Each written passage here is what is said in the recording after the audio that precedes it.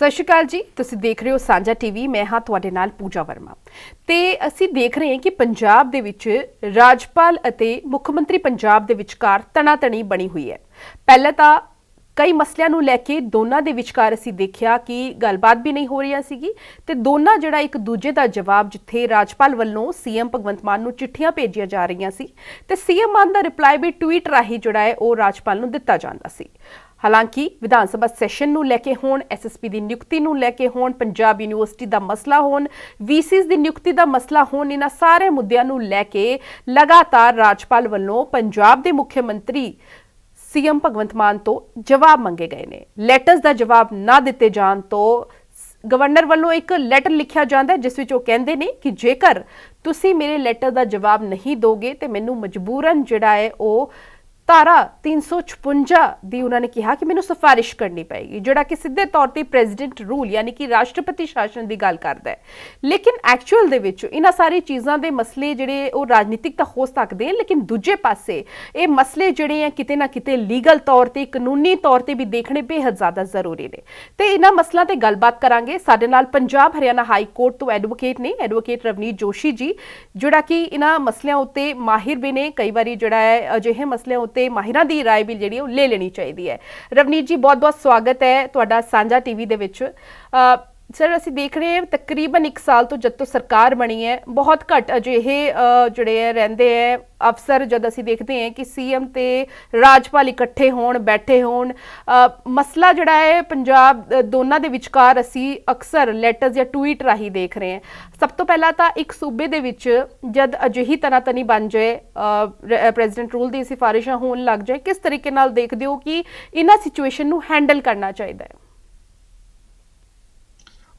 ਦੇਖੋ ਪੂਜਾ ਜੀ, ਇਹ ਸਿਚੁਏਸ਼ਨ ਕੋਈ ਨਵੀਂ ਗੱਲ ਨਹੀਂ ਹੈ। ਹਾਲਾਂਕਿ ਫੈਡਰਲ ਸਟਰਕਚਰ ਹੈ ਆਪਣੇ ਦੇਸ਼ ਦਾ ਤੇ ਇਹ ਆਮੂਮਨ ਹੋ ਜਾਂਦਾ ਵੀ ਸੈਂਟਰ ਦੇ ਵਿੱਚ ਡਿਫਰੈਂਟ ਸਰਕਾਰ ਹੋਵੇ, ਸਟੇਟ 'ਚ ਅਲੱਗ ਸਰਕਾਰ ਹੈ ਤੇ ਉਹ ਦੋਨਾਂ ਸਰਕਾਰਾਂ ਦੇ ਵਿੱਚ ਬੈਲੈਂਸ ਬਣਾਉਣ ਲਈ ਆਮੂਮਨ ਤੌਰ ਤੇ ਜਿਹੜੀ ਕਨਸਟੀਟਿਊਸ਼ਨਲ ਰਿਸਪੌਂਸਿਬਿਲਿਟੀ ਹੈ ਉਹ ਗਵਰਨਰ ਦੀ ਹੈ ਜੀ। ਲੇਕਿਨ ਹੁਣ ਹਾਲ ਹੀ ਦੇ ਸਮੇਂ ਵਿੱਚ ਕੀ ਆਇਆ ਟ੍ਰੈਂਡ ਵੀ ਜਦੋਂ ਦੀ ਸੈਂਟਰਲ ਸਰਕਾਰਾਂ ਆਉਂਦੀਆਂ, ਜੋ ਸੂਬੇ ਦੇ ਰਾਜਪਾਲ ਹੁੰਦੇ ਨੇ ਉਹ ਸਰਕਾਰਾਂ ਦੇ ਵੱਲੋਂ ਲਾਏ ਜਾਂਦੇ ਨੇ ਤੇ ਆਮ ਤੌਰ ਤੇ ਹੀ ਇਹ ਐਲੀਗੇਸ਼ਨ ਲੱਗਣੇ ਸ਼ੁਰੂ ਹੋ ਗਏ ਨੇ ਕਿ ਉਸ ਗਵਰਨਮੈਂਟ ਦੇ ਟੈਨਿਓਰ ਦੇ ਵਿੱਚ ਰਾਜਪਾਲ ਨੂੰ ਲਗਾਇਆ ਗਿਆ ਸੀ, ਇਹ ਪ੍ਰੋ ਸਪੈਸਿਫਿਕ ਗਵਰਨਮੈਂਟ ਹੈ, ਇਹ ਪ੍ਰੋ ਫਲਾਨੀ ਗਵਰਨਮੈਂਟ ਹੈ।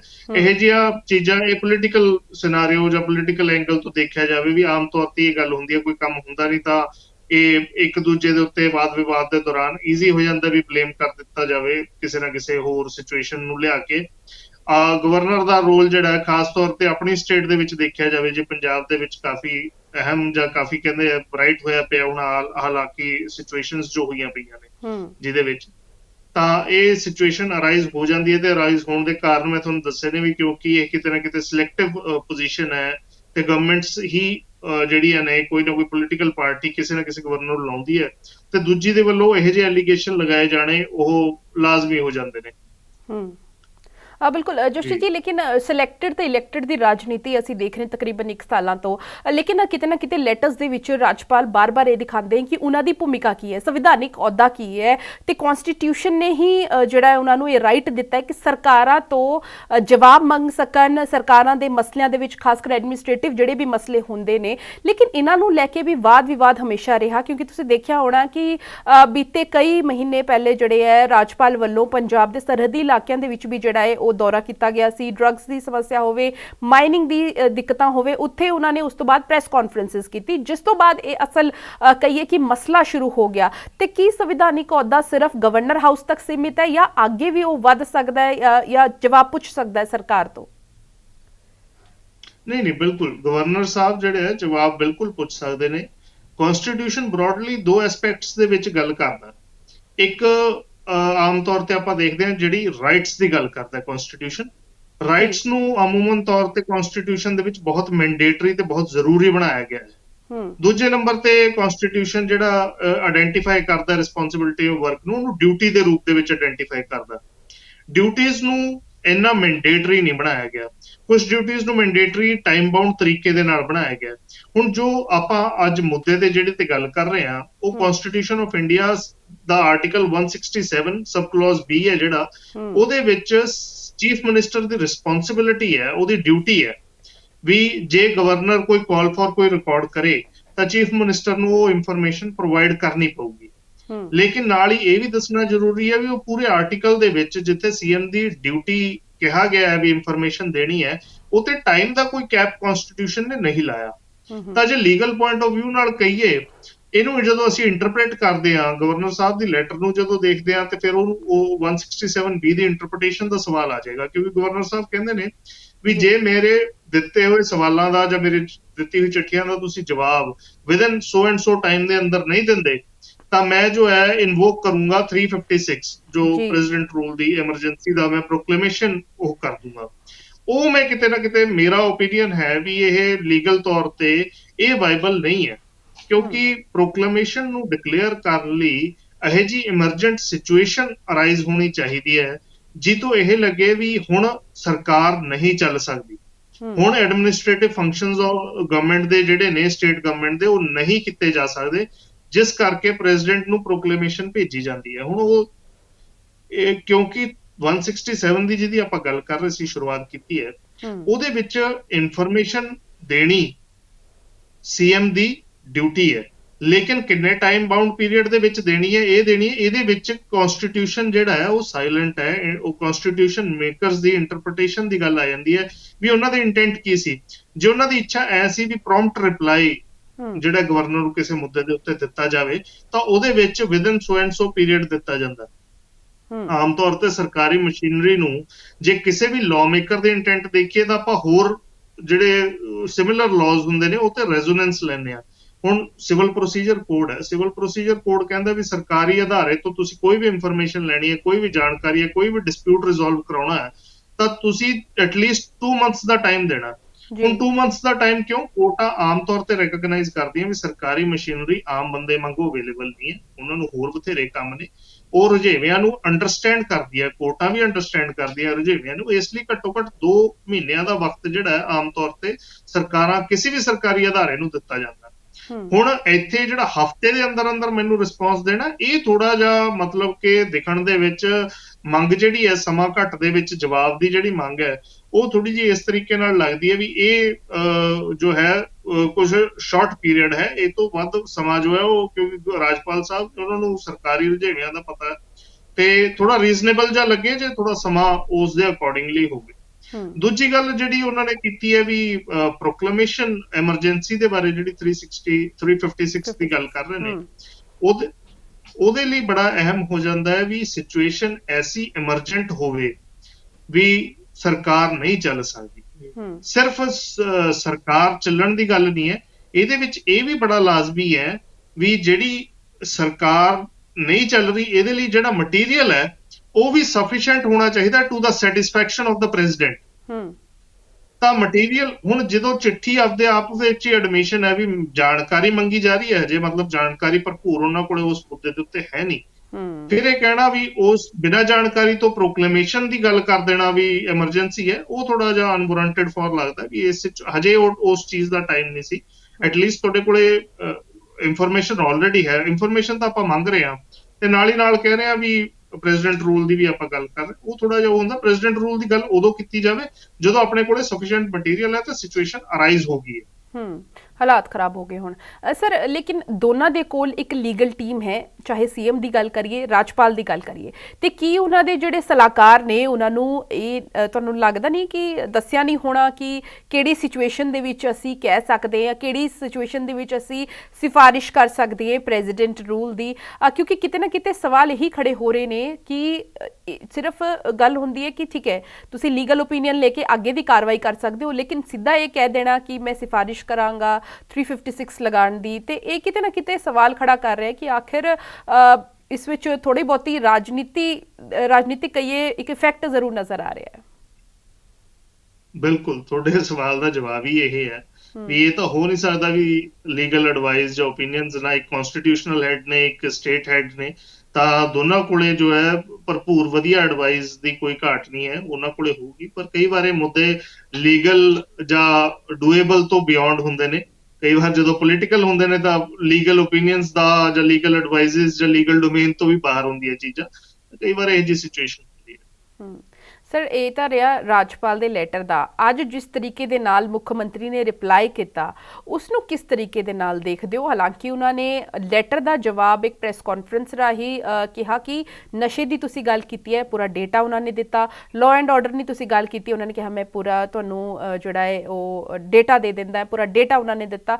ਲੇਕਿਨ ਦੂਜੇ ਪਾਸੇ ਰਾਜਪਾਲ ਨੂੰ ਇੱਕ ਕਨਸਟੀਟਿਊਸ਼ਨਲ ਪੋਸਟ ਹੁੰਦਾ ਹੈ।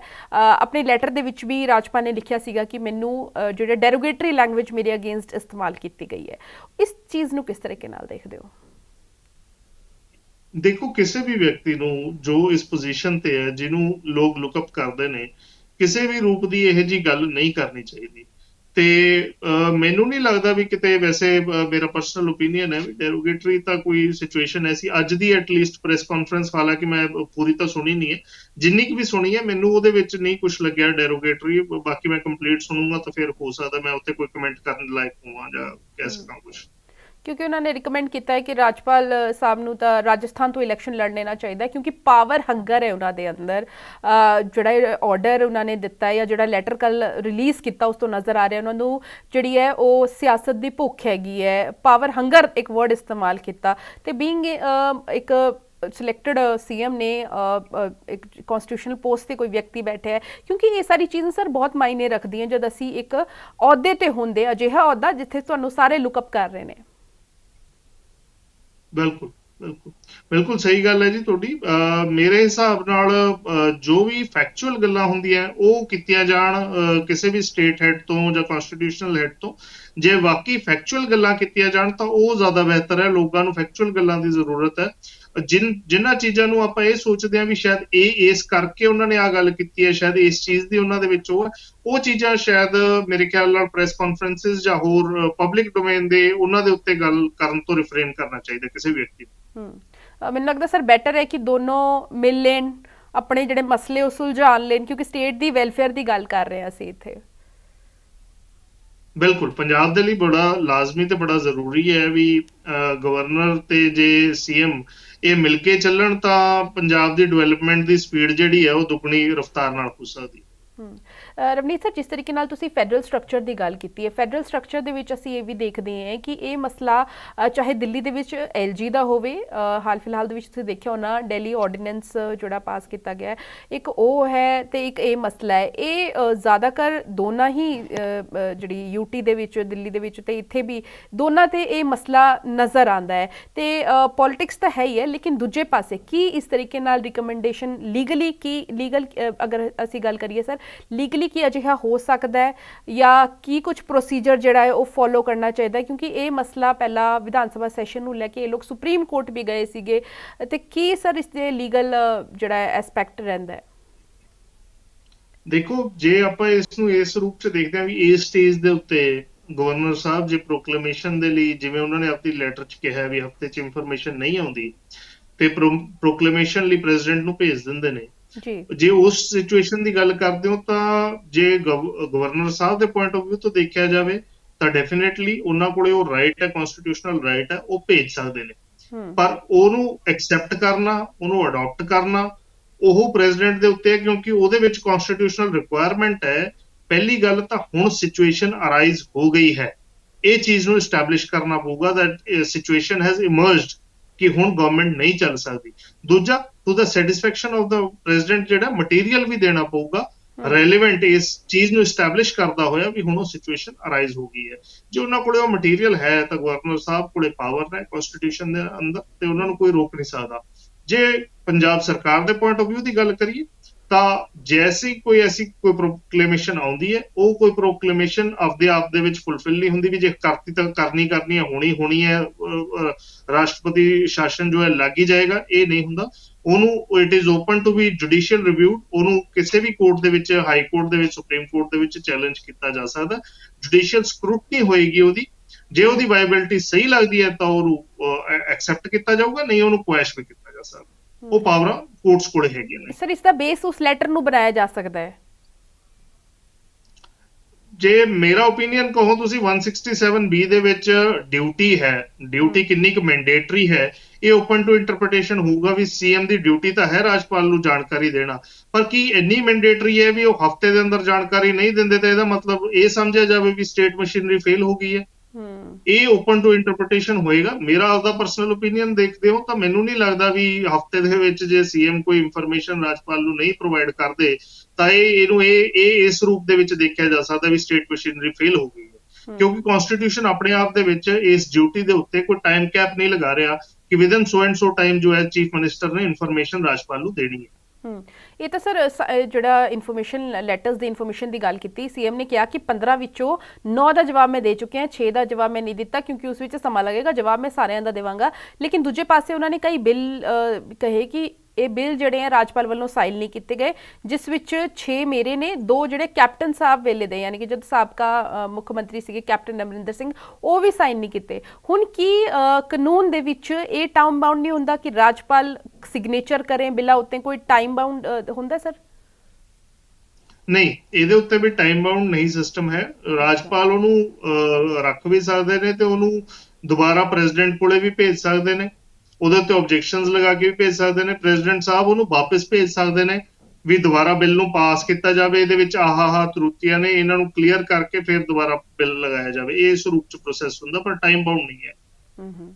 ਯਾਨੀ ਕਿ ਦੋਨਾਂ ਹੀ ਜਿਹੜਾ ਹੈ ਆਪਣੀ ਡਿਊਟੀਜ਼ ਨਿਭਾਉਣ, ਟਾਈਮ ਬਾਉਂਡ ਕਿਸੇ ਦੇ ਲਈ ਨਹੀਂ ਹੈ, ਜਵਾਬ ਦੇ ਸਕਦੇ ਨੇ ਲੇਕਿਨ ਟਾਈਮ ਜਿਹੜਾ ਹੈ ਬਾਉਂਡ ਨਹੀਂ ਹੈ ਕਿ ਕਦ ਤੱਕ ਜਵਾਬ ਦੇਣਾ ਹੈ। ਤਾਂ ਇਹੀ ਜਿਹੜਾ ਰਾਜਪਾਲ ਨੂੰ ਵੀ ਹੈ ਕਿ ਸਾਈਨ ਦੇ ਲਈ ਜੇਕਰ ਉਹਨਾਂ ਕੋਲ ਆਉਂਦਾ ਹੈ ਤੇ ਉਹ ਉਹਨਾਂ ਦੀ ਇੱਛਾ ਹੈ, ਉਹ ਕਦ ਇਸ ਨੂੰ ਸਾਈਨ ਕਰਨ, ਉਹਨਾਂ ਨੂੰ ਕੋਈ ਆਬਜੈਕਸ਼ਨ ਲਗਾਣੀ ਤਾਂ ਆਬਜੈਕਸ਼ਨ ਲਗਾ ਸਕਦੇ ਨੇ।